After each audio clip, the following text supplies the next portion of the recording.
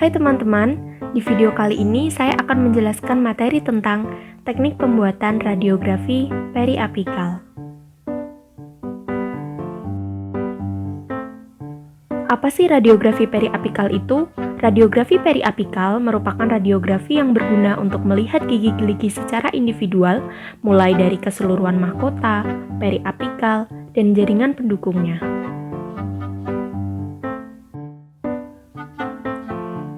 Indikasi radiografi periapikal digunakan untuk melihat adanya kelainan periapikal, kelainan jaringan periodontal, serta untuk melihat luas dan dalamnya lesi karies.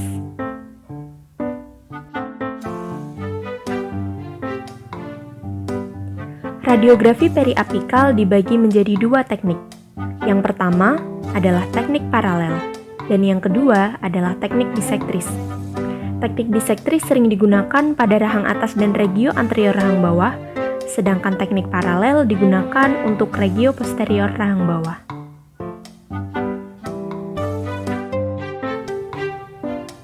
Pembuatan radiografi di bidang kedokteran gigi mempunyai resiko yang sangat besar untuk terjadinya infeksi silang, terutama pada waktu pembuatan radiografi intraoral saat pemajanan dan pemrosesan film.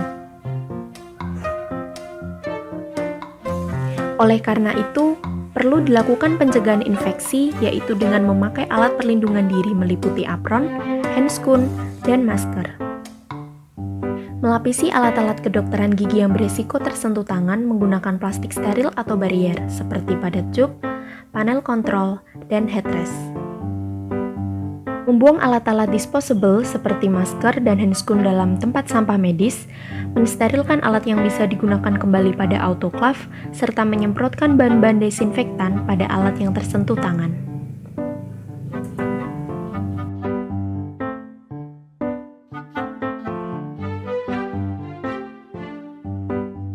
Pertama, sapalah penderita dengan baik.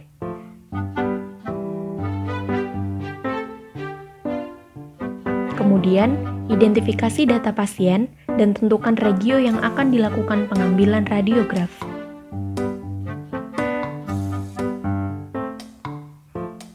Kemudian, jelaskan prosedur radiografik secara singkat kepada pasien agar dalam pengambilan radiografi pasien tidak melakukan kesalahan. Minta pasien untuk melepas benda-benda yang dapat mengganggu proses pemeriksaan radiografi, seperti gigi tiruan, kacamata, dan anting-anting. Pasien menandatangani inform consent. Pasangkan baju pelindung radiasi atau apron beserta thyroid collar pada pasien.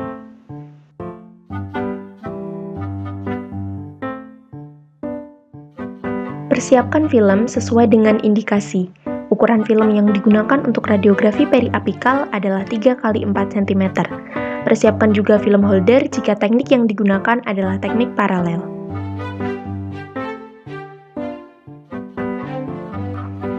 Operator mencuci tangan dengan sabun sesuai dengan standar teknik WHO.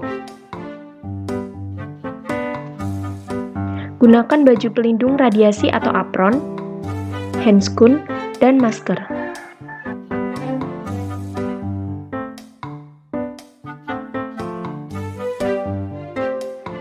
Mintalah pasien untuk duduk di dental chair.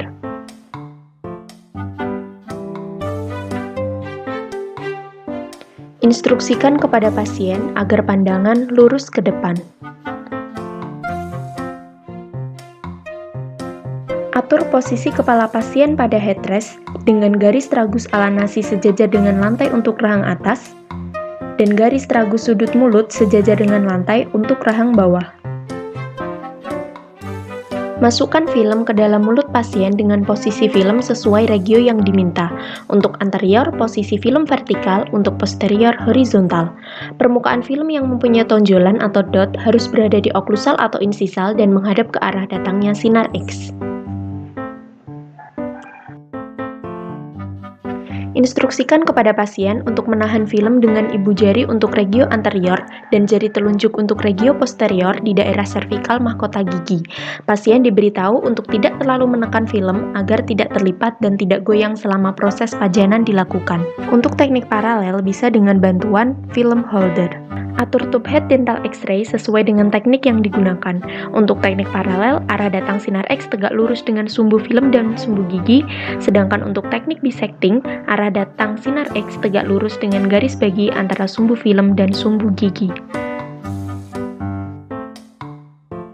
Atur jarak konus sinar X terhadap objek sebesar 200-400 mm dan atur sudut horizontal dan sudut vertikal dari konus sinar X sesuai dengan indikasi untuk teknik bisecting.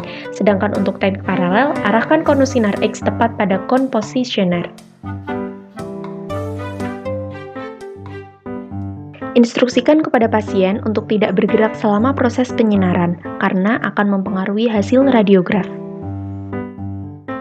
Atur KVP, MA, timer pada panel kontrol sesuai dengan regio dan indikasi.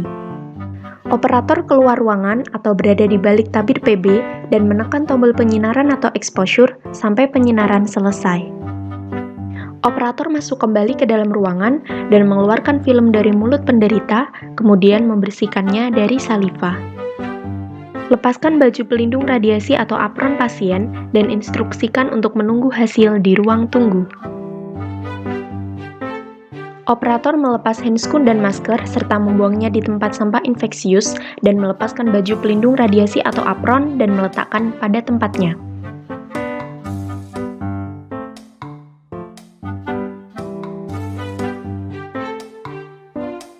Operator memakai masker dan juga handscoon. Matikan lampu pijar kamar gelap dan nyalakan safe light.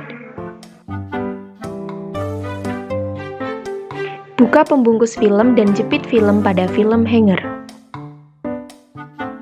Celupkan film pada cairan developer sampai dengan kekontrasan terlihat jelas. Tahap ini disebut dengan developing. Lama pencelupan sesuai dengan rekomendasi referensi. Cuci film dengan air mengalir untuk menghilangkan sisa cairan developer.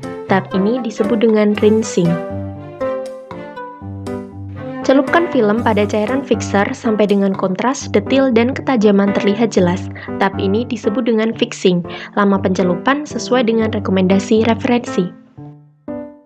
Cuci film dengan air mengalir untuk menghilangkan sisa cairan fixer. Tahap ini disebut dengan washing. Tahap terakhir adalah drying, yaitu mengeringkan film.